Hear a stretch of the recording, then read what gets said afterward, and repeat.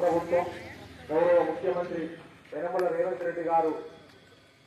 ప్రభుత్వాన్ని ఏర్పాటు చేసి సంవత్సర కాలం పూర్తవుతున్న సందర్భంగా ఈ సంవత్సర కాలంలో ఇచ్చినటువంటి అభివృద్ధి సంక్షేమ పథకాలన్నీ